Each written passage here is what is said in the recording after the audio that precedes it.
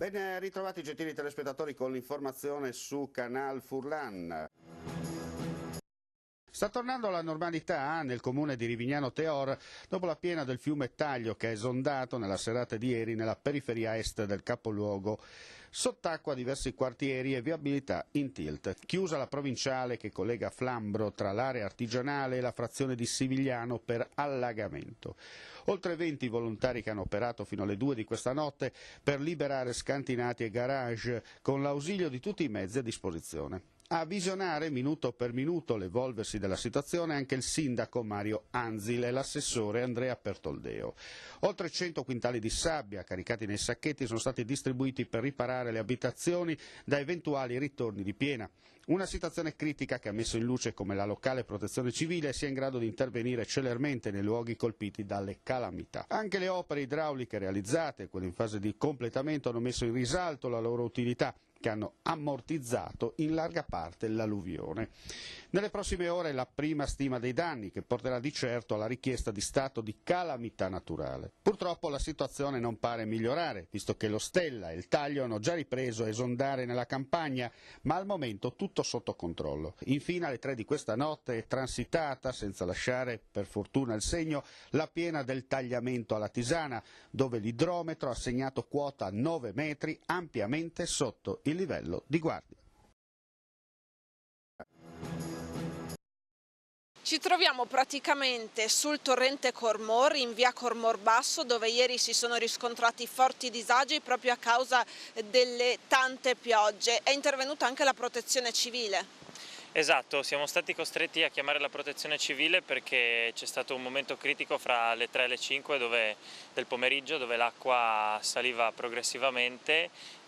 Sono intervenuti in tempi sostanzialmente rapidi, ci hanno portato i sacchi, abbiamo chiuso le vie di accesso alle abitazioni e dopo la situazione si è grosso modo placata, stabilizzata, però comunque i vigili hanno deciso di chiudere per la notte il ponte di accesso alla via.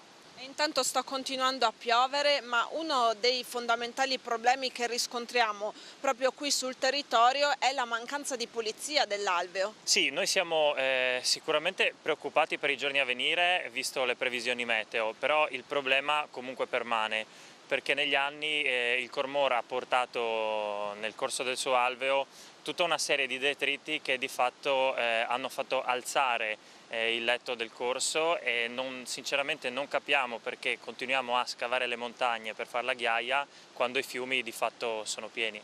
Lei abita in una delle case a ridosso del torrente, cosa ha riscontrato stamattina? Ho dovuto spostare gli attrezzi che li avevo messi vicino all'argine, ho dovuto spostarli perché erano già che si spostavano con l'acqua, allora ho dovuto attaccarli e portarli via. Poi sono andato a vedere lungo l'argine e ho visto che mancavano già alberi.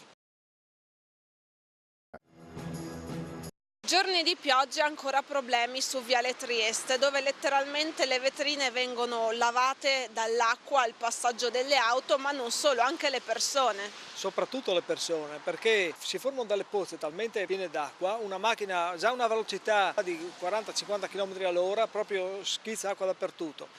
Qui ogni volta c'è qualcuno che fa una doccia completa. Una signora, per esempio l'altro giorno, aspettava l'autobus 3 volte bagnata da capo a piedi proprio, non dico le parole che sono venute fuori, chiaramente. È successo anche a me, ho aperto la porta del negozio per uscire, è ripassata una macchina che mi ha schizzato da capo a piedi proprio, ho dovuto andare a casa a cambiarmi perché proprio ero fradicio, bagnato fradicio. E qui praticamente succede ogni volta che piove, ogni volta. Lei ha segnalato il problema al comune? Ho segnalato il problema al comune perché ho saputo che c'era un sito, appunto, del comune in cui si potevano segnalare le problematiche, ho segnalato, ma chiaramente sì, a parte che non ho ricevuto mai nessuna risposta, ma evidentemente sì, probabilmente non vengono neanche presi in considerazione. E le auto qui sono molteplici, c'è un gran traffico, quindi quando piove è veramente disastrosa la situazione. Certamente, è disastrosa veramente, perché non è l'unico punto con queste grandi pozze, però proprio si forma un lago che prende quasi mezza careggiata, per cui immaginarsi quando passa una macchina a una velocità che sia già a 50 km all'ora, ma qui corrono anche di più ovviamente, una corriera, un autobus, cioè proprio gli schizzi sono enormi, guardi, arriva fino a 2 metri di altezza lo schizzo, praticamente dalla strada fino lì, e arriva tanta acqua anche. Quante volte dovete pulire le vetrine al giorno? Ogni giorno, praticamente ogni giorno, perché fango che si accumula dappertutto, proprio sì. Una volta addirittura mi è entrata acqua proprio fin dentro il negozio. Ecco.